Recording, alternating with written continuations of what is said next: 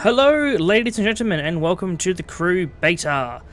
This game I've played for about an hour so far, and I'm loving it to pieces. It is one of the most amazing racing games I've played so far. Now, bear in mind that this is an MMO-style racing game, so there are other people in the game that you're not really racing with, but you can do that if you so wish, but they're more just in the game world. So here's a few people coming around now, wherever they went. There's one over there, Matthew. He's flying around. There's one guy there crashing his car into people. It's truly mayhem. Now, as I said, this is a beta game, so not many people are in. Only the ones with the lucky enough to get beta keys. There are a few bugs, much like this car here. That's just... Oh, he looked like he was stuck on the ground, but he isn't now, so that's okay.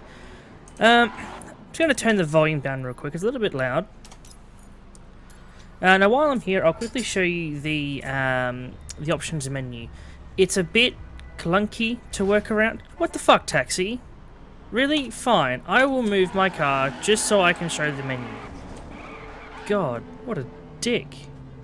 Anyway, back to the options menu. It is a bit clunky to move around in. Now, again, it's a beta. Do not take this as do not get the game because it's crap in beta. Definitely not what I'm trying to get at. But more something for Ubisoft. This kind of menu is just no. I don't like how the whole left and right is the square brackets. When I first saw that, I was like, what the fuck is this? Is that left and right? What the hell is it? Anyway, ended up figuring out what it is, and I managed to get into the options menu. Now, I'll turn the audio volume down a little bit. There we go, that's better. There's a lot of options in here. There's a lot of tweaking you can do, a lot of individual settings you can change bit by bit. Now this section here, FPS limit 30.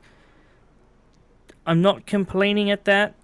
I'm really not, seeing my computer is locked to 30 FPS with the capture card I'm using, but for the people that don't use capture cards and have unlimited FPS, that they'll find annoying at. For the people that say you can't see anything over 30 FPS, you can. Don't kid yourself, you can see it. God, these two are just... They do not understand the concept of walking around. Maybe I just attract chicks. Either way, it doesn't matter. They can stay there. Now, you can go in the options menu, which I actually found quite nice, straight down to the car handling level. Now, I've put it to sport, just to give a little bit of a hand.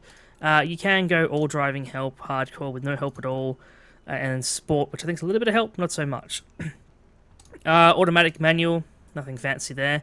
This does look to be more designed for a controller, which, don't get me wrong, will probably work a lot better with. I'm just using keyboard and mouse, so here we are. But you can tweak steering, sensitivity, all kinds of factors to it. It's really in-depth of what you can do to tweak the car. Now, the tweaking part of it for the control section is one thing. Which one? I'll show you a little bit later on, the tweaking inside the tuning shop. You can change the visual themes like you would any car game. You can change performance like you would any car game. But then you can also buy different kinds of specs for the car. So by default, every car you buy will come as a full stock, which then you can go into performance, racing, off-road, performance. There's about 6 or something to choose from off the top of my head. All suit different parts of what kind of race you're doing. Now, oops. Need to actually hit save on those so it actually takes effect.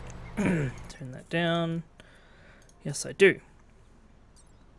And let's go to the... actually, maybe what Shina might show me what I'm after. Wow, I have not seen this menu yet. This is ridiculous. There's no parts to equip, that's fine. But the level of detail you can change is great. This is the type of detail I'd expect from Gran Turismo kind of deal. It's great. Then the next section is the map. It's the entire United States. That I'm very impressed with. Another thing I'm very impressed with is the download manager for the game. It's about a 15 gig download. Now when you start the download, it allows you to play the game after probably about 1.5, 2 gig that's downloaded. Now I'm running the game at about 8 gig download out of 15, and it looks pretty spicky. It's a really good kind of temporary download, you could call it. It's hit the money. For a game that hasn't finished installing, it looks good. It looks fine. You can easily play it before it even hits that level. Now, much like Blizzard's auto downloader, when it hits that playable level, you can start playing immediately. The game won't be fantastic, but once you jump into it, you can. If you have any performance problems, you jump out, let it download, and start again. It's one of those things that I think is amazing. It's one of those incredible features that should be in a lot more games these days. Now, let's get to the nitty-gritty driving around. The cars, when you first start out, you have 4 cars to choose from. Off the top of my head, it's the... I've already forgotten what this car's called. What the fuck, man? Really? Really, dickhead? Right. Get out of the way. Just get out of the way. What the fuck? Right. Let's move over here. You have 4 cars to choose from. The Dodge... I can't remember what it's called. The Nissan 350Z, the Ford Mustang, and a... Oh god.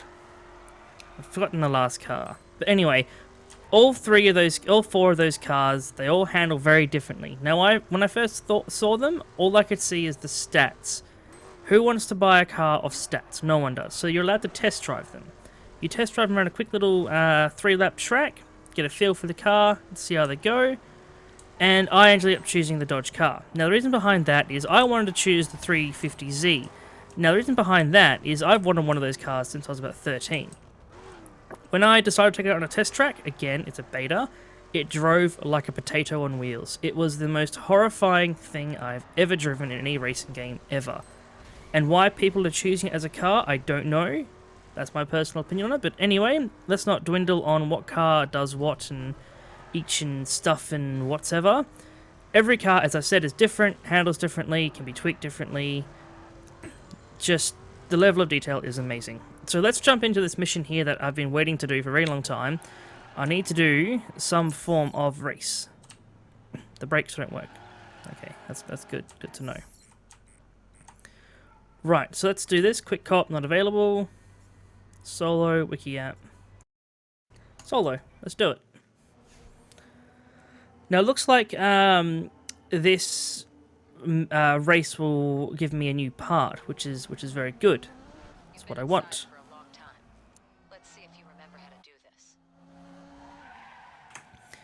Now, the game kind of just dumps you into the race. No kind of time countdown to it. It's just, okay, ready, set, go. That's it. You just got to watch the cutscene, and then it'll say, okay, yep, we're going. There's no notification, no countdown. It's just, yep, you got control, do it. Go for your life. To me, oh god. Oh god. My driving is terrible. To me, that kind of feature, there should be at least a 3, 2, 1 countdown, at a minimum. Now that's just for the people like me who really, like, I need some form of pop-up to say you're driving now. I can easily keep track of it. It's more, I prefer to just have that quick little pop-up. Oh god, my driving is terrible. Now, the cars themselves, as I said, handle very differently, and this car's out of my favourite one to handle. Now, you got NOS, like most racing games. Most of the world is destructible. You can go out and explore the United States if you like in this car. I haven't seen any kind of limitation on when you're outside of missions, you're only locked to certain zones, so that's really good. Unlike certain parts where you have to unlock the zones as you continue on. So that's a very good feature to allow you to explore around. Now, I've heard rumours that it takes about half an hour IRL to drive from one side of the map to the other. Now, I will be doing a test run of that later on. I may record it, I may not. It might be a very boring half an hour, and maybe a very good half an hour. We'll all see after this, I suppose. Now, as I said, the map is absolutely massive. Whoa, dirty driving, come on. So, from what I've heard, the map itself, let's say New York, for example, that's about the size of Grand Theft Auto 5, top of my head. The entire New York City map is the size of GTA 5. That is incredible because that map was already massive. We're driving across the entire US. This... Oh... I cannot believe how massive this map can be. It is just... Wow. Now let's auto-equip this. Chuck it on the car.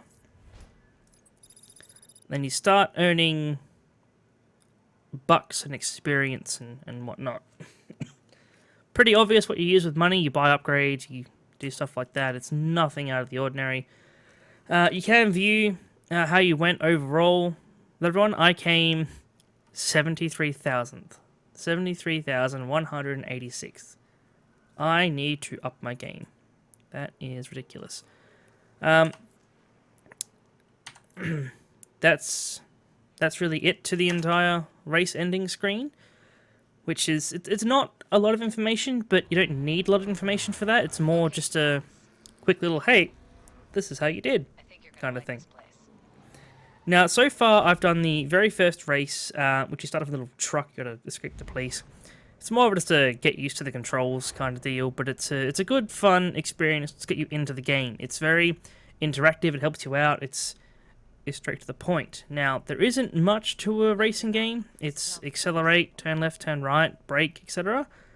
But it does help you out what you can do.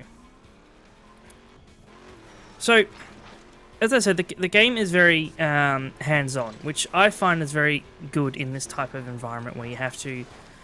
All that's going on, it's good that they hold your hand through this. Other games where they just kind of throw you in the deep end and figure it out yourself, that's, yeah, fair enough. You can go learn it, but I like being handheld through the first stage of the game to at least get an understanding of it.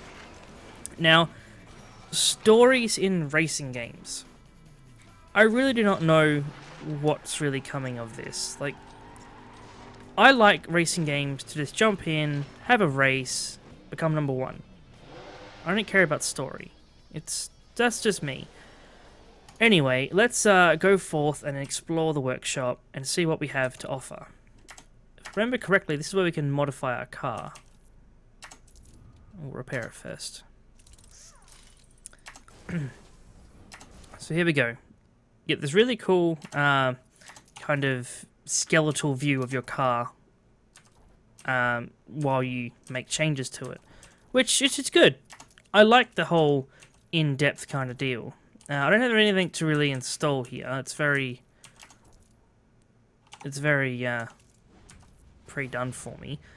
Now you can go through and customize everything: the interior, the front bumpers, fender skirts, rims, side mirrors. Like, it's ridiculous what you can do. And you can do plates as well. That is amazing. I haven't nothing to change yet, but that's okay. But anyway, that's a very in-depth look at the cars. And I can see why it's 15 gig. It's going to be a massive, massive game. Alrighty.